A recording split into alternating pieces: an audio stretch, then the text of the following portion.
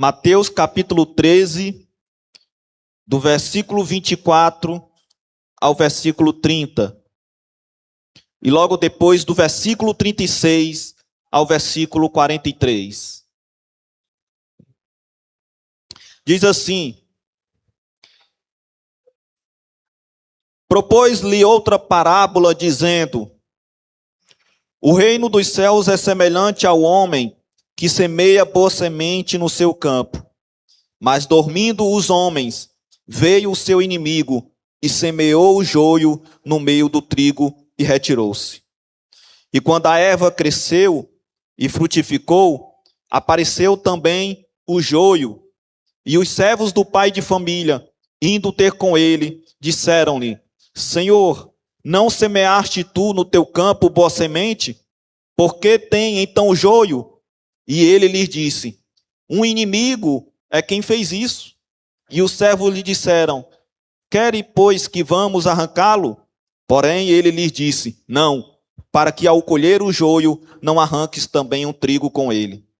Deixai crescer ambos juntos até a ceifa, e por ocasião da ceifa direi aos ceifeiros: colhei primeiro o joio e atai-o em molhos para o queimar, mas o trigo ajuntai-o no meu celeiro. Versículo 36. Então, tendo despedido a multidão, foi Jesus para casa. E chegaram ao pé dele os seus discípulos, dizendo: explica-nos a parábola do joio do campo. E ele, respondendo, disse-lhes: o que semeia a boa semente é o Filho do homem. O campo é o mundo. A boa semente são os filhos do reino, e o joio são os filhos do maligno. O inimigo que o semeou é o diabo. E a ceifa é o fim do mundo, e os ceifeiros são os anjos. Assim como o joio é colhido e queimado no fogo, assim será na consumação deste mundo. Mandará o Filho do homem os seus anjos, e eles colherão do seu reino tudo o que causa escândalo e os que cometem iniquidade. E lançá-los-á na fornalha de fogo. Ali haverá pranto e ranger de dentes. Então os justos resplandecerão como o sol no reino de seu Pai.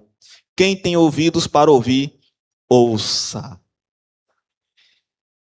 Irmãos, nessa parábola de Mateus 13, Jesus ele fala de um homem que semeou boa semente em seu campo. Porém, durante a noite, um inimigo veio e semeou o joio no meio do trigo. E quando as plantas cresceram, os trabalhadores perceberam que havia trigo e joio juntos. E logo depois, a partir do versículo 36, Jesus explicou que o campo representa o mundo. A boa semente representa os filhos do reino. E o joio representa os filhos de quem? Do maligno. E o inimigo é quem? O diabo. E a colheita representa o fim dos tempos. Irmãos, essa parábola não é apenas uma história agrícola. Esta parábola é um retrato fiel da fidelidade, da realidade da igreja e do mundo hoje. Vemos, irmãos, o bem e o mal crescendo lado a lado. E isso, de certa forma, nos incomoda. Ver o bem e o mal crescendo lado a lado. Mas Deus, ele nos ensina que existe um propósito para o tempo e um juízo certo para a colheita. E hoje nós vamos compreender 3 verdades fundamentais que esta parábola nos ensina. E a primeira verdade, irmãos, que esta parábola nos ensina é que o inimigo ele age enquanto os homens dormem. Jesus identifica claramente os personagens nesta parábola, no versículo 37 e no versículo 39. Porque antes os discípulos tinham ouvido esta parábola, mas não tinham entendido. E mais na frente, lá no versículo 36, os discípulos pedem para que Jesus explique a parábola. E Jesus explicou dizendo que o semeador é o Filho do homem. Quem é o Filho do homem? Jesus. O campo é o mundo, não apenas a igreja visível, mas a esfera de influência humana. A boa semente são os filhos do reino, e o joio são os filhos do maligno, e o inimigo é o diabo. E observe que no versículo 25, Jesus disse: mas dormindo os homens, veio o seu inimigo. O joio, irmãos, era uma erva infestante que se assemelhava muito ao trigo nos primeiros estágios do crescimento. Mas só quando a espiga aparecia, era possível distinguir, separar um do outro. O inimigo, irmão, não criou um campo separado. Ele invadiu o campo do dono e semeou no meio do trigo. E isso nos mostra que o mal não é sempre óbvio ou grotesco. Inicialmente. Inicialmente ele não se demonstra óbvio ou grotesco. Ele se disfarça, irmãos. O mal ele se disfarça. Ele se mistura. E muitas vezes essa invasão ocorre quando estamos espiritualmente adormecidos, distraídos, negligentes ou acomodados. Exatamente, quando os homens estavam dormindo, veio o seu inimigo e semeou o joio. Ou seja, porque essa invasão ela ocorre quando nós estamos exatamente nesse estado espiritual. Quando nós estamos adormecidos, distraídos, negligentes ou acomodados. O texto deixou claro que o inimigo agiu enquanto os homens dormiam. Quando a igreja para de orar, quando a igreja para de estudar a palavra e perde o amor pela missão, ela se torna vulnerável à infiltração de doutrinas falsas. Ela se torna vulnerável à imoralidade e às divisões. Porque, irmãos, o sono espiritual é a porta de entrada para o joio. Quantos meus irmãos ministérios que começaram na palavra, quantos ministérios que começaram na verdade, quantos homens de Deus que foram ensinados na verdade, quantos homens que começaram na verdadeira doutrina, nas verdadeiras palavras, mas que caíram da oração, deixaram de estudar a palavra, perderam o amor pela missão, e então se tornaram vulneráveis às infiltrações do joio. Falsas doutrinas foi semeada em seu coração. Falsas doutrinas foram ensinadas a ele. E ele ficou vulnerável. Se largou às imoralidades e às divisões. O sono espiritual é uma porta de entrada para o joio. Quando estamos vulneráveis espiritualmente, é mais fácil a infiltração do joio. Mas muito, meus irmãos, não entendes que antes de apontar o joio no irmão, antes de ver o agueiro no olho do irmão, nós devemos se perguntar se há joio no nosso coração. Antes de nós apontarmos a falha do nosso irmão, perguntar se nós estamos produzindo frutos do Espírito Santo de Deus. Ou perguntarmos a nós mesmos se nós estamos produzindo obras da carne.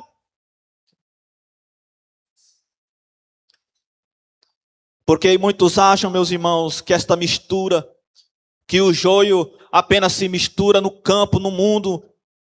Mas não, meus irmãos, o joio também pode se misturar internamente dentro do nosso coração.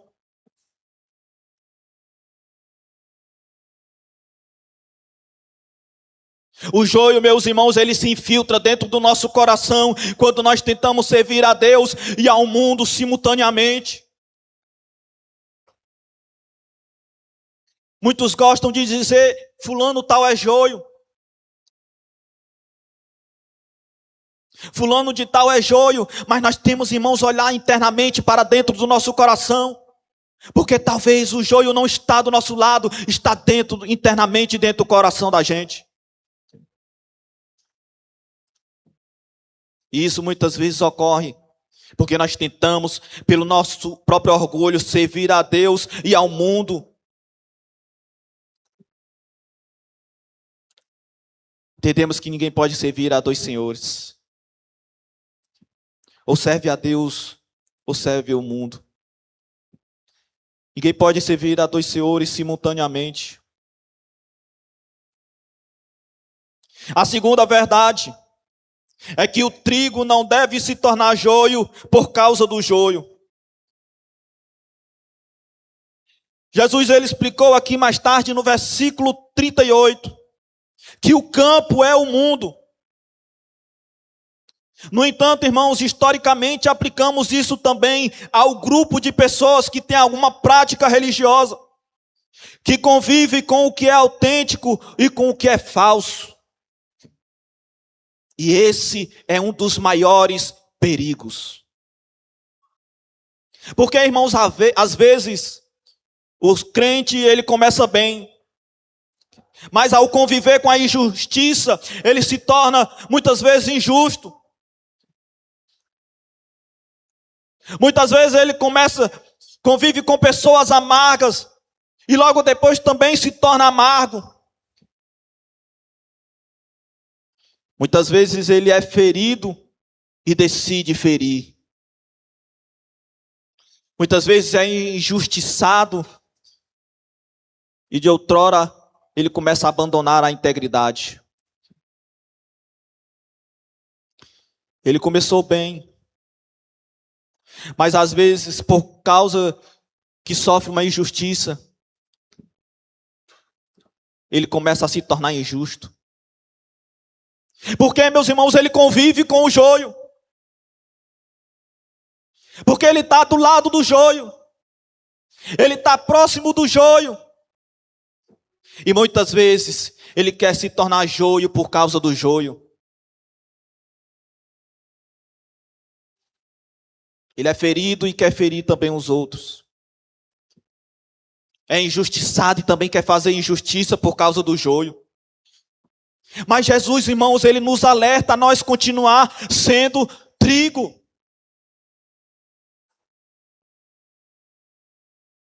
Jesus nos alerta a nós a continuarmos, meus irmãos, firmes e fortes, sendo trigo.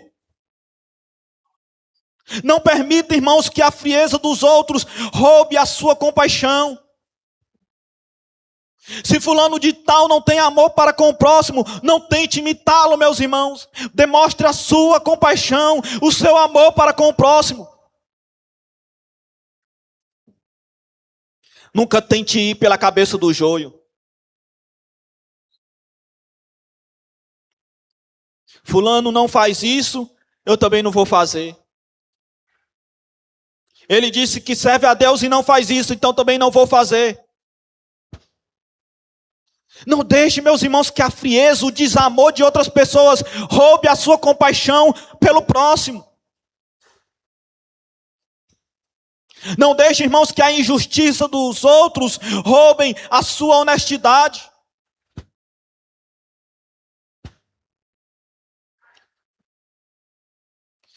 Ah, porque fulano está ganhando muito dinheiro com injustiça. E eu praticando justiça, não estou recebendo isso. Não, irmãos. Não deixe que a injustiça dos outros roube a sua honestidade. Seja honesto para com Deus e para com os homens.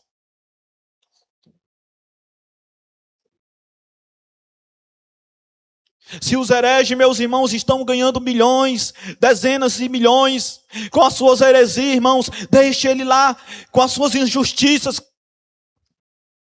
Mas continue com a sua honestidade na verdade. Não deixe que a infidelidade dos outros roube a sua fidelidade. Se certa pessoa é infiel, deixe que ela seja infiel, mas permaneça fiel. Continue e permaneça sendo trigo. Não permita que a perseguição dos outros roubem a sua paz, que a hipocrisia dos outros roubem a sua sinceridade.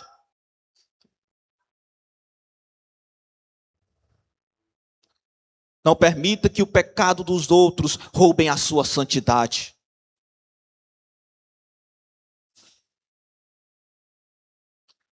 Se você vê o próximo pecando e não vê Deus fazendo justiça naquele momento, saiba que há chegar o tempo. E nós vamos ver isso mais na frente. Se aquela pessoa quer permanecer no pecado, se você já falou, já exortou, aquela pessoa continua. Não deixe que aquele pecado daquela pessoa venha querer roubar a sua santidade. Permaneça fiel. O trigo, meus irmãos, ele não precisa imitar o joio para sobreviver. O trigo não precisa imitar o joio para sobreviver, porque o trigo ele é diferenciado. E a igreja de Cristo, irmãos, ela deve rejeitar as falsas doutrinas. A igreja de Cristo, ela deve rejeitar, meus irmãos, os abusos financeiros e imoral. A igreja de Cristo, ela deve rejeitar as injustiças. A igreja de Cristo, ela deve rejeitar os pecados premeditados. A igreja de Cristo, ela deve rejeitar a manipulação espiritual. A igreja de Cristo, ela deve rejeitar todas essas coisas. E a pergunta, irmãos, que nós devemos fazer, não deve ser apenas quem é o joio.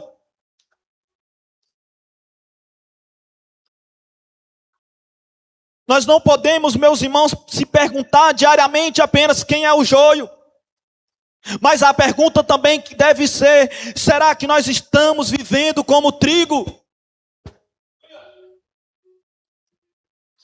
Porque é fácil nós querer saber quem é o joio a todo momento, a toda hora. Mas será que nós estamos se perguntando a nós mesmos se nós estamos vivendo como trigo? Entende, irmãos, que a expectativa da colheita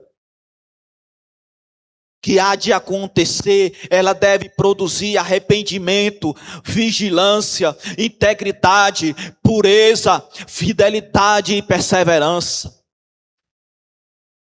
Se você tem expectativa que o dia da colheita há de vir, há de chegar, isso deve gerar dentro de nós, produzir dentro de nós diariamente arrependimento, deve produzir, meus irmãos, diariamente na nossa vida diária, vigilância, integridade, pureza, fidelidade e perseverança no Evangelho. Porque aqueles que não têm expectativa da colheita, eles perdem a perseverança. Eles perdem a fidelidade. Eles perdem a sua integridade. A terceira verdade, irmãos, é que Deus fará uma separação perfeita. Veja o que o dono do campo disse no versículo 30. Ele disse: deixai crescer ambos juntos até a ceifa. Deixai ele crescer. Deixai crescer juntos até a ceifa. E Jesus deixou claro que a ceifa representa o fim dos tempos. Jesus explicou que nesse momento haverá, irmãos, separação. No versículo 41, Jesus disse: o Filho do Homem enviará os seus anjos, que ajuntarão do seu reino todos os escândalos e os que praticam a iniquidade. E no versículo 43, Jesus também declarou Então os justos resplandecerão como o sol no reino de seu Pai. Ou seja, hoje muitas coisas parecem confusas.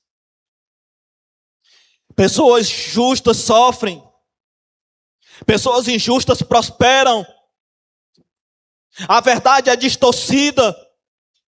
E o mal aos nossos olhos parece avançar. Mas chegará, irmãos, um momento em que Deus colocará tudo em ordem. Chegará, meus irmãos, o tempo da ceifa, o tempo da colheita. E tudo que aos nossos olhos parece confuso, um dia será revelado como é.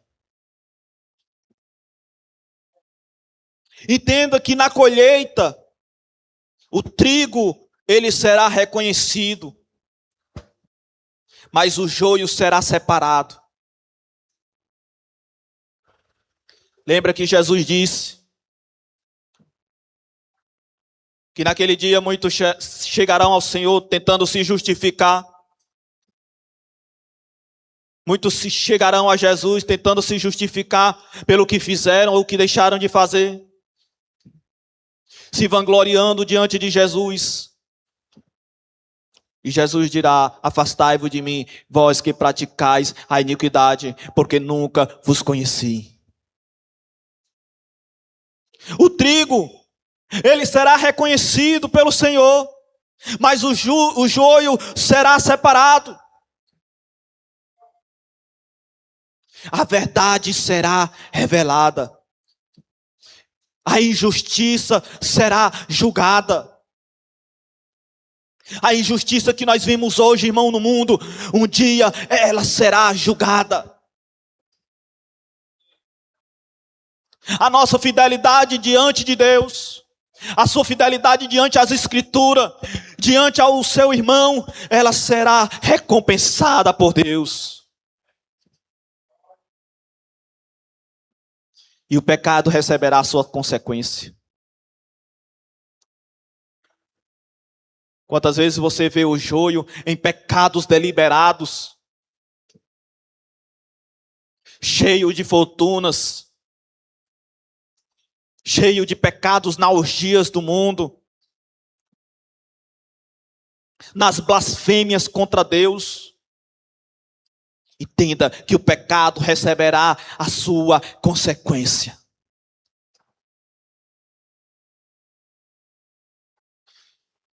E nenhuma lágrima que você derramou lá no seu quarto,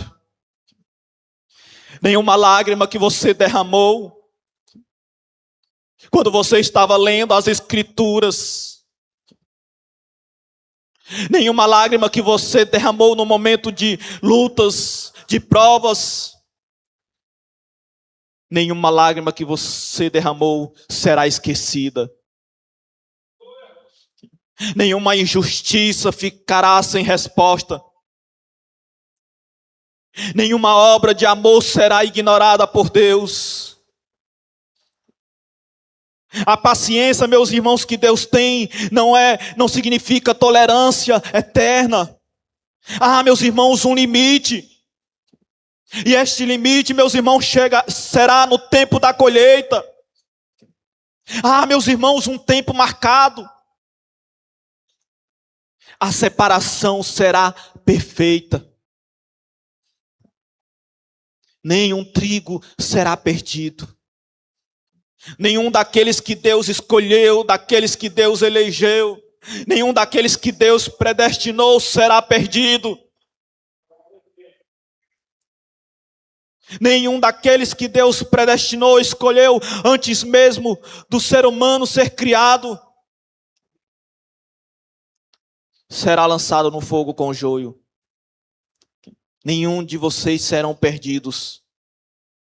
Nenhum de vocês serão lançados junto com o joio na fornalha. Porque nenhum trigo será perdido. A colheita será perfeita. Mas entenda também que nenhum joio escapará. Nenhum daqueles que foi joio nesta vida escapará, meus irmãos. Nenhum escapará da ceifa. Todos serão ceifados, atados e lançados no fogo. Os anjos de Deus farão a obra com precisão total. Veja no versículo 41, Jesus disse que mandará o Filho do Homem os seus anjos, e eles colherão do seu reino tudo que causa escândalo e os que cometem iniquidade. O joio tentará correr, tentará fugir, se esconder, mas os anjos de Deus o alcançarão.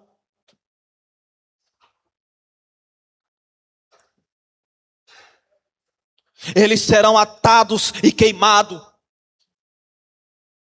E isso significa o quê, meus irmãos? Símbolo do juízo eterno de Deus. Mas já o trigo, irmãos, ele é recolhido. Já o trigo, ele é guardado e protegido por Deus. Isso simbolizando a salvação e a presença eterna de Deus. O Senhor, meus irmãos, ele recebe o que é seu. A palavra de Deus nos deixa claro que o trigo vai para o celeiro do dono. O trigo vai para o celeiro do dono, porque pertence a ele e somos guardados por ele e para ele. Então, irmãos, não se acomode com o mal. Um dia tudo será revelado e julgado. Então garanta que você seja trigo de verdade. Não se contente em apenas ser achado parecido como trigo. Como nós podemos ver aí nitidamente, muitos que se parecem como trigo e se contentam com isso. Mas não se contenta, irmãos, em ser apenas parecido com trigo. Tenha a vida com Deus. Produza fruto e permaneça em Cristo. Só o que tem raiz nele permanecerá naquele dia. Anuncie a palavra e viva o evangelho agora. A colheita, irmãos, é certa. A colheita é garantida, mas só levará o que amadureceu em Cristo. Aquele que não amadureceu será atado e lançado no fogo. Então, o que isso deve gerar em nós hoje é que, sabendo que haverá prestação de conta, irmãos, nós vivemos em santidade. É nós entendendo que haverá prestação de conta, que nós venhamos viver em santidade. Não por medo, meus irmãos, de sermos arrancados por Deus, mas para desejarmos sermos encontrados fiéis. Porque a certeza que você tem do céu purifica a tua vida na terra. Irmão, e o que você diz para a igreja perseguida e para aqueles que veem injustiça prosperar ao seu redor? O que vou dizer agora, irmãos, é uma palavra de confronto, de conforto, melhor dizendo, para essas perguntas. O mal não terá a última palavra. Ou seja, irmãos, a opressão, a mentira e a maldade têm data de validade. Mas o trigo será preservado. Irmãos, a colheita vem. O tempo da colheita está chegando. E isso, irmão, deve nos motivar a trabalhar enquanto é dia. Cada pessoa que não está em Cristo de verdade está em risco de ser contada como joio, se não houver transformação pelo Evangelho. Nós devemos correr contra o tempo, proclamando a única semente que pode gerar vida eterna, que é a palavra genuína de Deus.